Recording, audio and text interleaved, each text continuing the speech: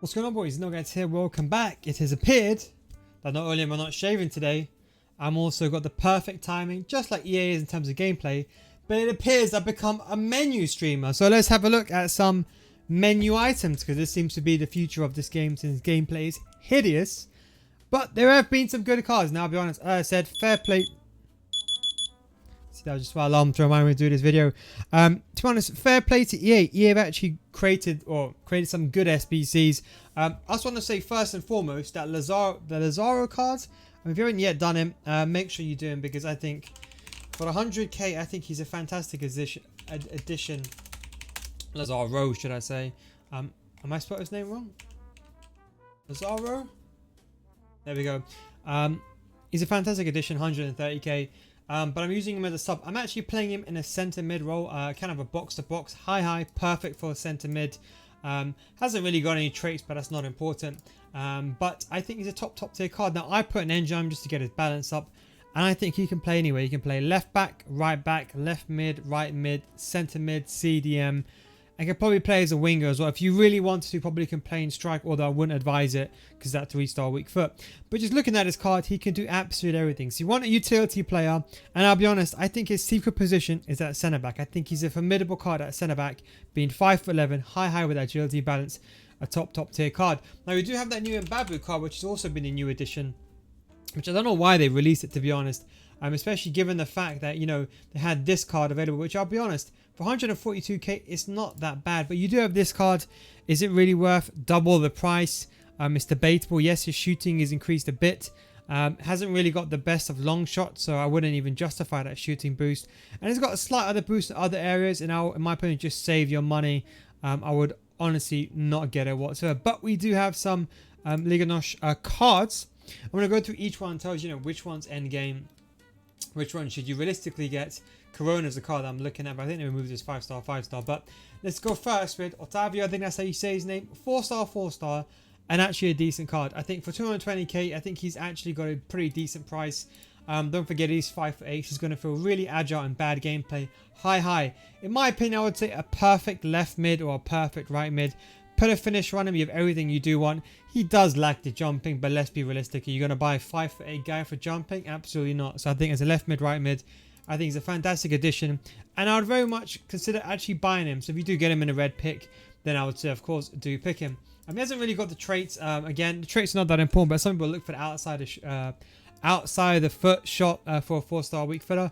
But again, a top tier card. Could also play as a striker or even a second striker. I move over to Pedro now. This is another card that I was actually looking at. An actually very decent all-round card. Now, obviously, as an objective card, 4-star. Pretty decent. I'll be honest, it's nothing amazing. But when I looked at this card, I thought, 80 defense maybe won't be that good. But this is the thing. Although he's got 80 defense, he's got the stats that really matters. No one cares about heading accuracy, but everyone cares about stand tackling, defense awareness. Slide tackling, not that important. Now, you put a shadow on him. 5'8", medium high. You're looking at one of the best attacking centre mids in the game. Now, I honestly mean this, and why I'm going to say that is, let's compare him to Bruno Fernandez, because that is someone, Bruno Fernandez, as I like to call him, will be someone who you're directly comparing him to. Now, let's think of Team of the season, Bruno Fernandez. Now, Bruno Fernandez is obviously very much expensive. He's high as well, which is probably a bit more beneficial. But they're very similar. Okay, yes, he hasn't got as good as shooting. Yes, his passing is not as good. He's got better agility and balance though, so you can argue he's a better dribbler. And he's got better defending where the stats matter. Defense awareness, 1 give or take. 2 interceptions, better stand tackling and slide tackling. It's not that important, but he's like a cheap version of Bruno Fernandez. Now, that's what I'd say to you. If you're going to look to get a centre mid, and let's say, so for example, in my team, I got a centre mid spot open. I need a guy, and I'm thinking, let me just get him in. So that's probably going to be the person that's going to replace my Renato Sanchez or my De La Feu, because he does give the link also to Ronaldo. So that is very much a card that's actually worth doing. And then we look at Pepe. Now, Pepe, too slow. Be plain and simple, he's too slow. 84 sprint hit you with a shadow, it's just too slow. You're going to get killed with through balls, to be honest. I would just say save your coins.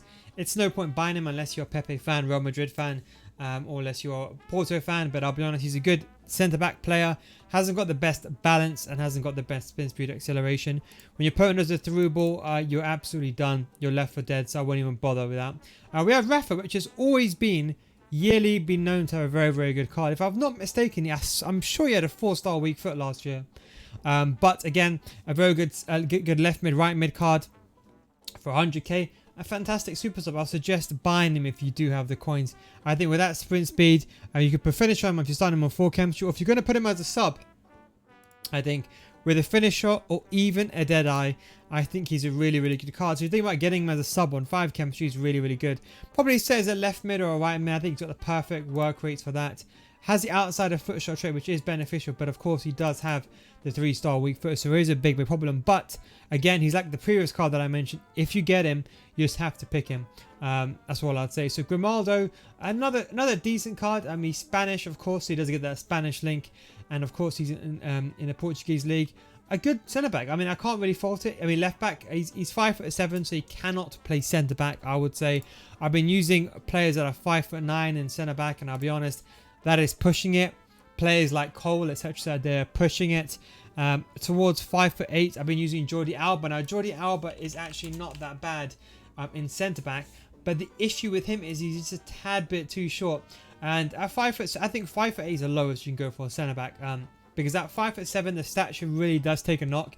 But also, you'll find if the ball goes towards his feet, like you probably saw me playing a weekend league this week, I'll be getting the ball, because the players are quite shorter, their reach is not that long enough, so do bear that in mind. But a good centre mid, if you're going to get this card, I'll say pick him in your red picks and use him at centre mid. I think as an attacking centre mid, he's a very decent card. Or even as a left mid or a right mid, you can just sub this guy on. He hasn't got the best of weak foot, it's not lying, but if you're looking for a sub in 18 minutes just to run that last couple of minutes out, you're getting team pressed, or you want an all-rounder card, I think even in a 5-2-1-2 or 5-3-2, a very good left wing back. Now, let's go on to Corona. I used to really like this guy because he was 5-star, 5-star. 5-star, 4-star now. It's actually still a good card, a good left mid, right mid. The same thing again, 5'8", you can of course play in that centre mid role. If you're going to start him, I'll say put a Hunter on him. He was a left back and right back. This year he's a right mid. He hasn't got the 5-star skills anymore. That's the downside. But just like last year, 5'8", good agility and balance was a really good card. So I think another card that you can play in a centre mid type position. I'm thinking maybe as a left mid, right mid, but maybe as a cam or a second striker, you can probably get away with it. He hasn't got the best of finishing, so I'll say try to get his chemistry up. But if you can get him on 8 chemistry, let's say with 1 link, I think he's actually a very good option for a second striker with that 5-star weak foot and that 4-star skill moves. I think he can play a position. He's got a decent composure as well, but I think you really need to get that finishing and shot power up, so make sure you do play him on 10 chemistry. But again, another good card. He can even play centre mid because he does have those defensive stats as well as that stamina. Then we go over to this card. Look, stamina, I mean, agility and balance, not good enough. 3-star, 3-star.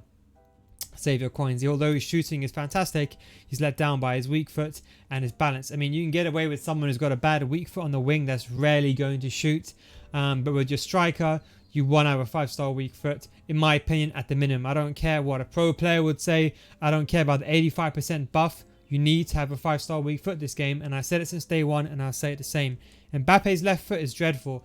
People always ask me, oh, Mbappe, you can score these goals. Yes, sometimes Mbappe scores these amazing goals, but you will see even Team of the Year Ronaldo and Team of the Year Mbappe missing sometimes with their left foot, and that's the difference. So even though the player's shooting stats are amazing, you would find that sometimes a best example I can give you with Golden Mbappe is he misses open goals. So just do bear that in mind. That's what I'm going to say with the 5-star weak foot. That's my take. Another card hasn't got the best of balance. I'll be honest, I wouldn't be looking to get him. 50k though, he's a bargain if you're looking for a cheap team. But you can put a shadow on him if you want to, but realistically again he's too slow with 85 sprint speed, so save your money. And then we have Cotes, again another good card, but again that lets him down his agility and balance and the sprint speed. You kind of see the reoccurring thing here. Otherwise 6'5", you look like an absolute tank at the back. If you are one that parks the bus, I hope you're not watching my video because I don't like people that park the bus, to be honest. But if you do park the bus, I'm not teaching you that, by the way, but if you do park the bus, he's going to be the AI defender. You know the guy that I'm talking about, but he's too slow in my opinion. If you play low depth, low width, maybe you can get away with him, but anywhere above 4 depth, I think you're really going to get done by a 3-1 in behind if you're not using drop back. That's why I would just say don't use him, in my opinion. Otamendi, the exact same thing, too slow and hasn't got the really agility and balance for it. This guy, again, the exact same thing. He's too slow. I mean, to be honest, as a CDM, he's actually not that bad if you put a shadow on him. But there's all those other players that have got good defensive stats. Probably put Corona as attacking centre mid. And that free attacking centre mid is potentially even better than this one. So I would say forgo it. Most players are not going to have, you know, a Portuguese team. Par Ronaldo, you're not really going to have that many Portuguese links in your team. So no one's really going to get him on 10 chemistry. Adan, again, same thing. Yeah, 6'3", hasn't got the best reactions. Most goalkeepers are terrible. Par, like, you know, in my opinion, De Gea is one of the best goalkeepers. Van der Sar, Courtois, and a few others. And then I'd put second tier below that Pope. Pope is not this good goalkeeper that everyone makes out to be. He's average. What's considered a good goalkeeper is if there's a you know those guaranteed goal angles that I scored, the 45-degree angles. Sometimes De Gea would save those shots.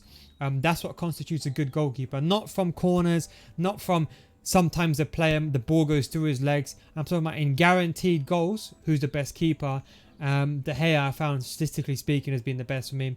And the last one is Pedro Porro. Again, not a bad card. 5'9", you probably get the job done. I mean, if you do want a Liga Nos centre back, I would say put him there instead. I think with an anchor, is actually a really good card. Hasn't got the high defensive work rates, but I think a medium high is actually a really, really good card. Got the agility and balance as well, so that's a card. But yeah, fair play to EA. Some good content. That's just kind of my review on these SPCs. But anyway, guys, thanks for watching. Take it easy, and I'll catch you next time. Peace out.